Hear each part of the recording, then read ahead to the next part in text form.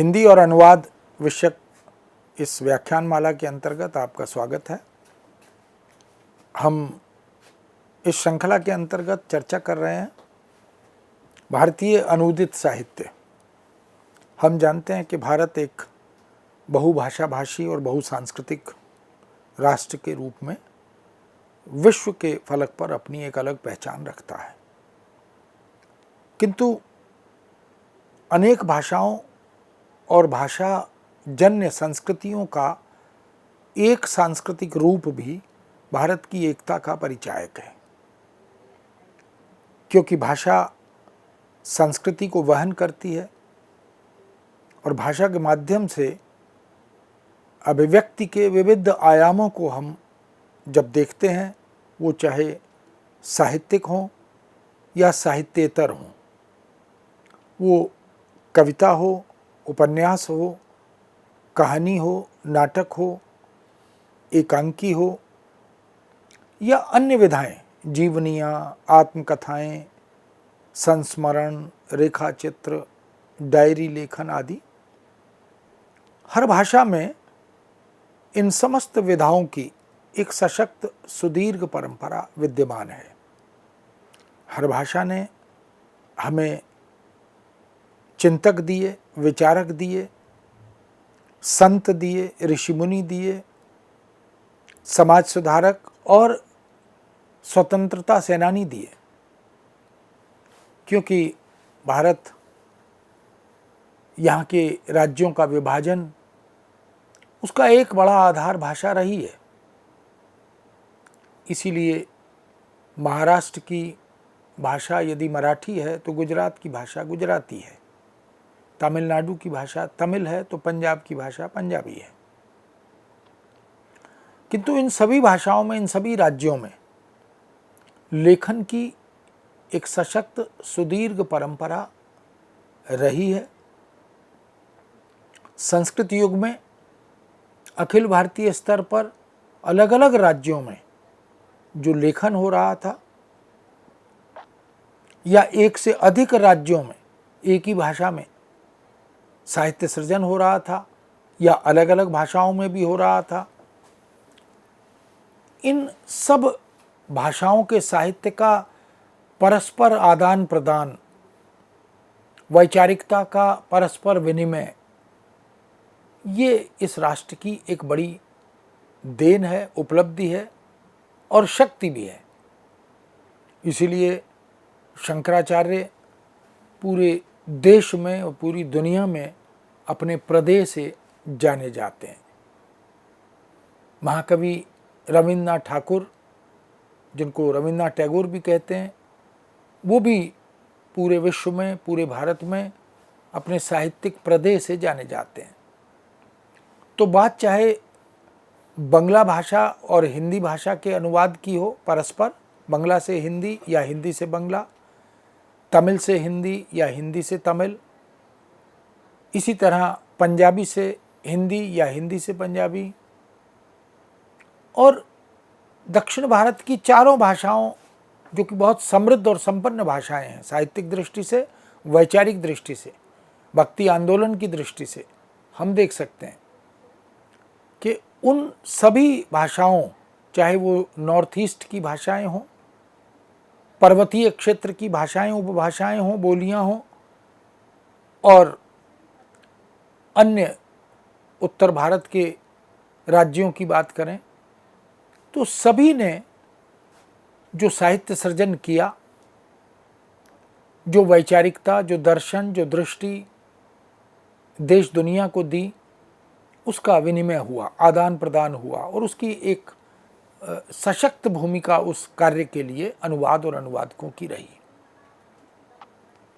यही कारण है कि बांग्ला साहित्य की बहुत सारी रचनाओं का, जिनके सर्जक, जिनके रचनाकार, कवि, कहानीकार, उपन्यासकार, कथाकार, नाटककार, उनके प्रदेह को हम देखें तो आज केवल उसी भाषा के अध्येता या ज्ञाता या प्रयोक्ता वही उससे आनंदित नहीं होते, उपकृत नहीं होते, बल्कि अन्य भाषाओं के अध्येता भी, पाठक भी इन भाषाओं में उपलब्ध रचनाओं से उपकृत होते हैं, उनका पाठकीय आनंद लेते हैं, उसका मूल कारण अनुवाद है। जैसे बंगला के बड़े प्रतिष्ठित साहित्यकार रचनाकार शरतचंद्र हैं, उनकी बहुत सी कथात्मक रचनाएं, औपन्यासिक कहानियां, और उनके अनुवाद ने उन्हें न केवल अखिल भारतीय स्तर पर अपितु वैश्विक स्तर पर ख्याति उपलब्ध कराई। उनका जो प्रशंसक वर्ग है, उनका पाठक वर्ग है, वो एक बड़े स्तर पर उपलब्ध हुआ। ऐसी बंकिम चंद्र हैं, बंकिम चंद्र चट्टोपाध्याय, ऐसी माइकल मधुसूदन दत्त हैं, रविन्द्रनाथ टैगोर हैं, जिनके कई उपन्यास, कई कहानियाँ, यहाँ तक कि कविताओं के अनुवाद, अगर हम गीतांजलि की बात करें, काजी नजरुल इस्लाम हैं, जीवनानंद दास हैं, बुद्धदेव बसु हैं, विष्णु डे, सुकांत भट्टाचार्य, सुनील डे, ताराशंकर, समरेश बसु, विमल मित्र और आशापूर्णा देवी, महाश्वेता देवी, ऐसी बहुत सी लेखिकाएं और बहुत से लेखक, बहुत से कवि और बहुत से गद्यकार बंगला भाषा ने हमें दिए। और इन दिग्गज रचनाकारों, साहित्यकारों का जो व्यक्तित्व था वो भी विराट था, महान था। इसलिए बंगला भाषा और साहित्य की जो संस्कृति है, उसने विश्व में अपनी एक जगह, अपनी एक पहचान बनाई है। ऐसी दुर्लभ, विलक्षण साहित्यिक रचनाओं या कृतियों का अनुवाद जिन अनुवादकों ने किया, वह भी मूलनिष्ठ होकर, यानी मूल के या स्रोत भाषा के कथ्य को अक्षुण्ण रखते हुए, उसके भाषाई लालित्य की रक्षा करते हुए अनुवाद किया। अर्थ का अनर्थ नहीं होने दिया। उसमें एक जो आनंद है पठनीयता का, विषय वस्तु का, कथा तत्व का, कथानक का, वो उसको बरकरार रखने का प्रयत्न अनुवादकों ने किया है। इसीलिए इन रचनाओं पर, जो कथात्मक हों या काव्यात्मक हों, बहुत से चलचित्र भी बने। सिने जगत ने भी इन बंगला भाषा की कथात्मक रचनाओं का, नाट्य रचनाओं का रचनात्मक उपयोग किया और उन्हें अभिनेयता के माध्यम से, मंचन के माध्यम से या फिल्मांकन के माध्यम से कालजयी बना दिया, चिरजीवी बना दिया। अनेक टेलीविज़न में धारावाहिक हमारे सामने आए जो बंगला भाषा में लिखित उत्कृष्ट कालजयी रचनाओं पर आधारित थे।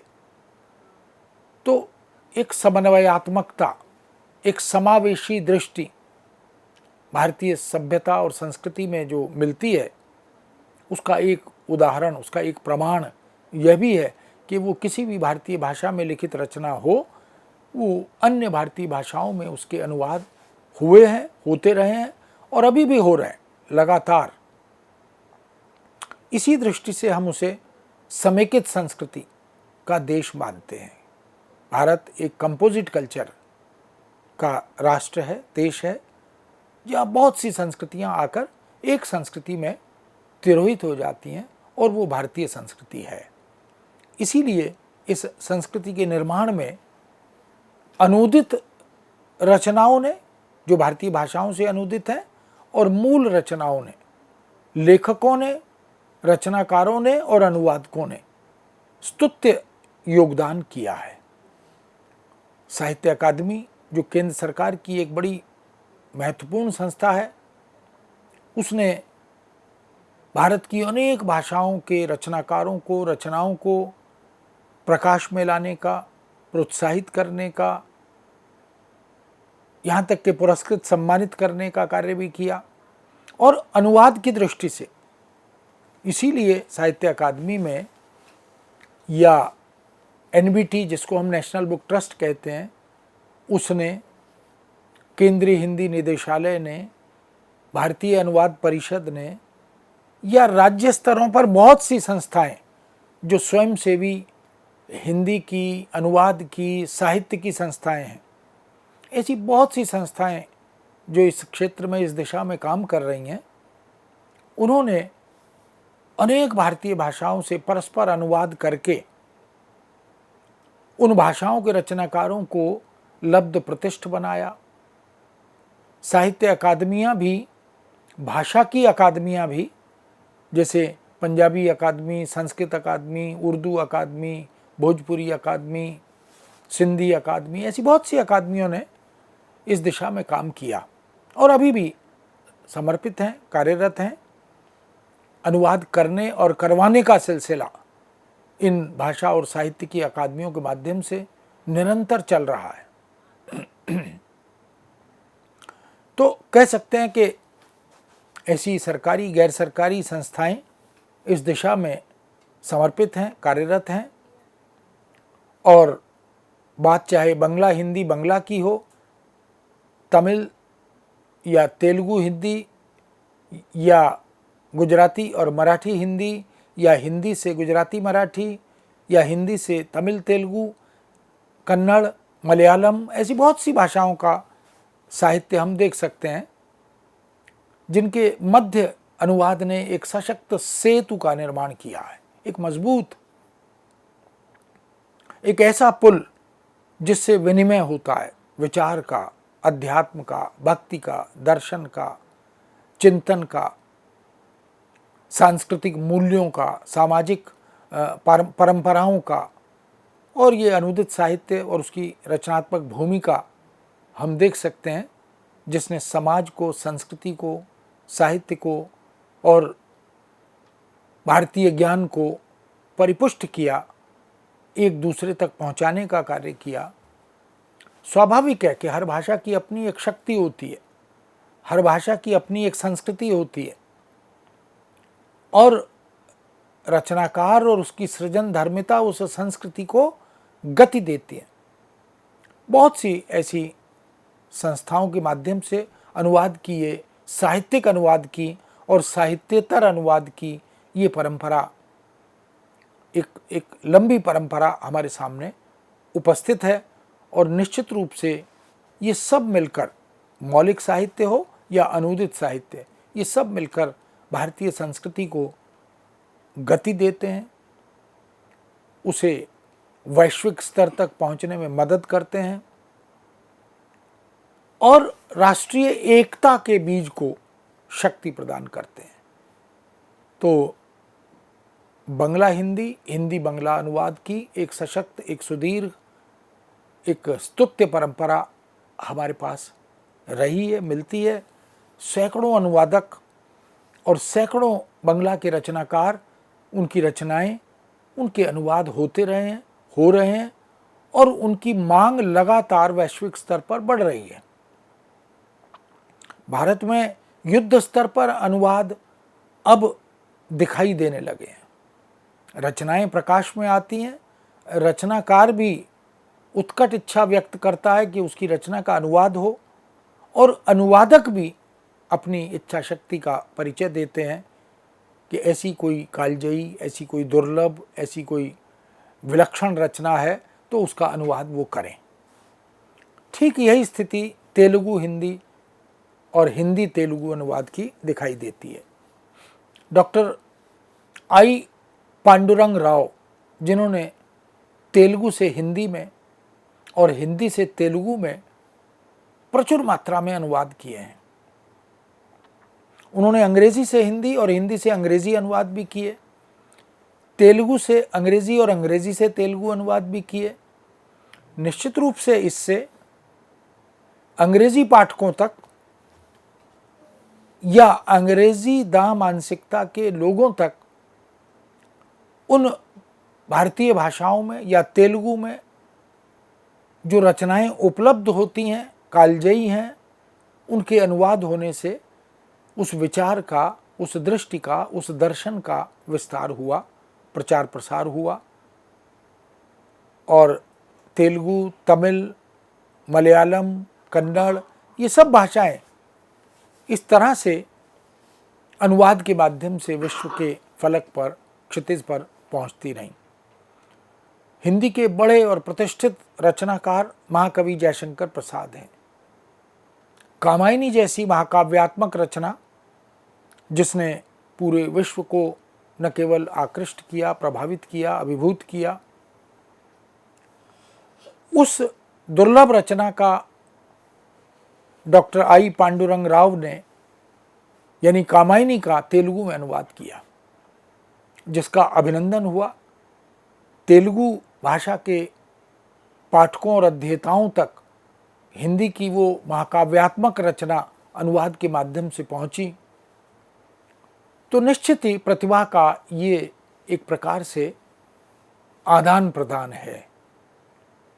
कवि प्रसाद जितने प्रतिष्ठित कवि हैं, उतने ही प्रतिष्ठित नाटककार भी हैं, उतने ही प्रतिष्ठित कथाकार भी हैं। कहानियाँ, उपन्यास, नाटक, यहाँ तक कि उन्होंने काव्य कला और अन्य निबंध नाम की पुस्तक से अपनी निबंध कला का और अपनी आलोचनात्मक शक्ति का परिचय भी दिया है।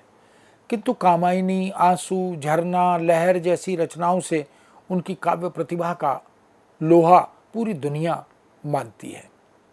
कामायनी जैसे विलक्षण महाकाव्य को, जो कि एक दार्शनिकता के प्रचार की दृष्टि से, प्रतिभिज्ञ दर्शन की स्थापना की दृष्टि से महत्वपूर्ण माना जाता है, उस महाकाव्यात्मक ग्रंथ को किस तरह तमिल भाषा में अनुवाद करते हुए अनुवादक के लिए मार्ग प्रशस्त किया और ये बताया कि महाकाव्यात्मक रचना का भी यानी कविता के अनुवाद का भी संकल्प अगर अनुवादक लेना चाहे निष्ठा से, ईमानदारी से, तो ले सकता है। बस एक श्रम साध्य संकल्प की आवश्यकता होती है, साधना साध्य मन की, जो कवि मन है उसकी आवश्यकता होती है। महाकवि प्रसाद की भव्य कल्पना और अनन्य अनुभूति वहाँ तक पहुँचने के लिए उसी सात्विक धरातल पर पहुँचना भी अत्यंत आवश्यक हो जाता है। इसलिए अनुवादकों ने, चाहे पांडुरंग राव हों या अन्य जिन्होंने कामायनी के अनुवाद किए, किसी भी भारतीय भाषा में किए, उन्होंने अनुदित रूप का जब लक्ष्य निर्धारित किया, यानी रचना के अनुवाद का जब संकल्प लिया, तो प्रसाद की उस मनोभूमि को, उस भावभूमि को संस्पर्श किया। पांडुरंग राव द्वारा अनुदित कामायनी महाकाव्य का तेलुगु पद्यानुवाद अनेक विशेषताओं से संपन्न हुआ।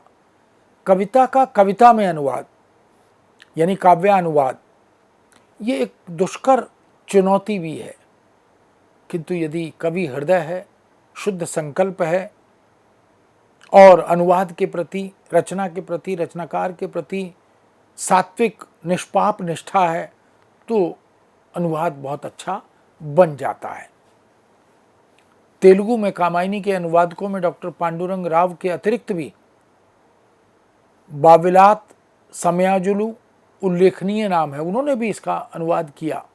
कामायनी के अतिरिक्त जयशंकर प्रसाद की आंसू रचना का भी अनुवाद तेलुगु भाषा में हुआ और बहुत लोकप्रिय हुआ। संस्कृत के नीलकंठ दीक्षित के काल विडम्बनम का पद्यानुवाद और जयदेव कृत पीयूष लहरी के गे रूपक में लयबद्ध अनुवाद की परंपरा भी हमें तेलुगु में मिलती है। आचार्य पी आदेश्वर राव हिंदी, तेलुगु और अंग्रेजी के कवि भी हैं, आलोचक भी हैं और स्थापित अनुवादक भी हैं। चाहे पांडुरंग राव हों, चाहे पी आदेश्वर राव हों, ये सब वो हस्तियां, वो नाम हैं जिन्हें अनुवाद के कारण, अनुवाद कार्य पर बड़ी बड़ी संस्थाओं ने पुरस्कृत, सम्मानित भी किया, क्योंकि अनुवाद कला के मर्म को वो जानते हैं, अनुवाद की तकनीक को वो जानते हैं। स्रोत भाषा और लक्ष्य भाषा यानी हिंदी भाषा और तेलुगु भाषा, हिंदी भाषा, तेलुगु भाषा और अंग्रेजी भाषा, इनमें परस्पर अनुवाद का जो संकल्प उनका है उसे वो सिद्ध करते हैं। आचार्य राव की तेलुगु से हिंदी में अनुदित रचनाओं में तेलुगु की नई कविता और लोकालोक, मृत्यु के बाद, चंपका, चतुष्पथ, आत्मवंचना, हत्या, पंडित परमेश्वर शास्त्री की वसीयत, मोहभंग, ऐसी बहुत सारी रचनाएं हैं। इन्होंने केवल हिंदी से तेलुगु में ही नहीं, तेलुगु से हिंदी में भी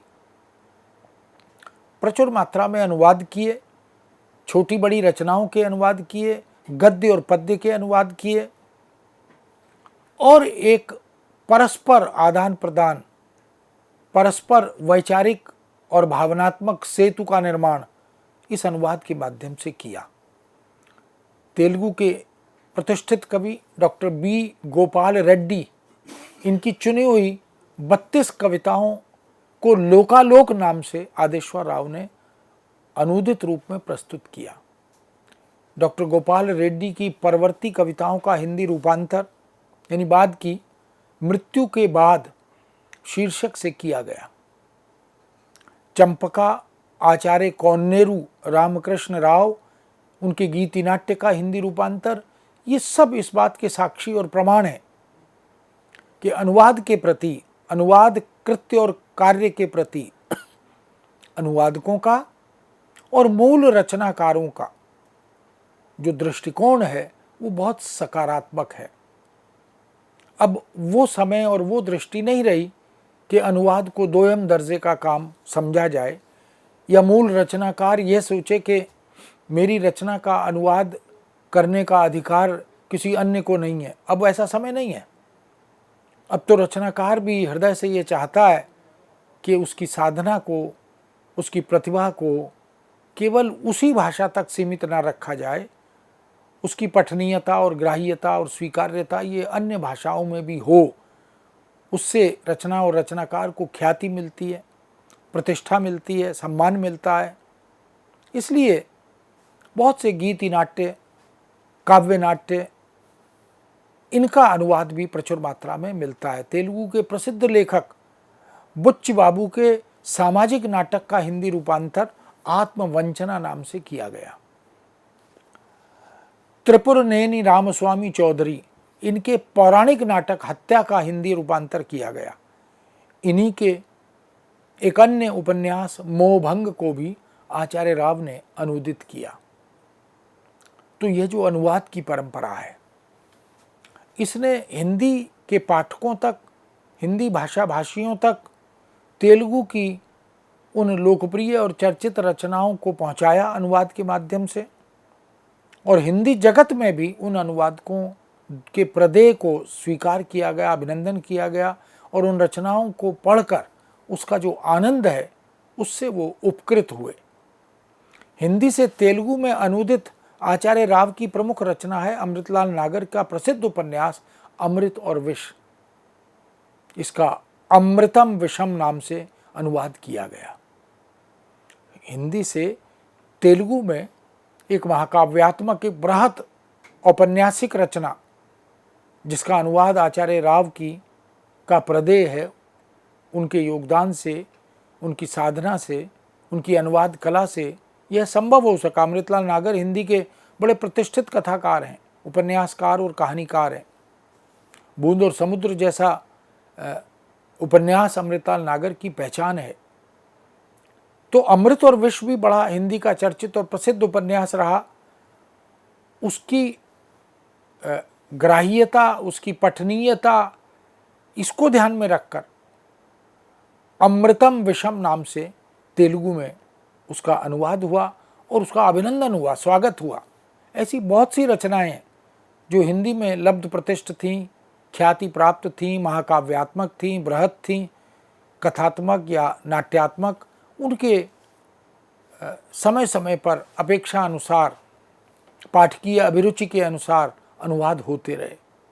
इस अनुवाद पर उन्होंने 1994 में केंद्रीय साहित्य अकादमी का अनुवाद पुरस्कार भी प्राप्त किया। यानी प्रतिष्ठित अनुवादकों को पुरस्कृत, सम्मानित करने का श्रेय जिस तरह से साहित्य अकादमी को, केंद्र सरकार की महत्वपूर्ण संस्था साहित्य अकादमी को है, उसी तरह अनुवादकों को पुरस्कृत, सम्मानित करने का श्रेय भारतीय अनुवाद परिषद को भी है, जो वर्षों से इस क्षेत्र में अनेक प्रकार के अनुवाद संबंधी, अनुवाद विषयक पुरस्कार प्रदान करती है।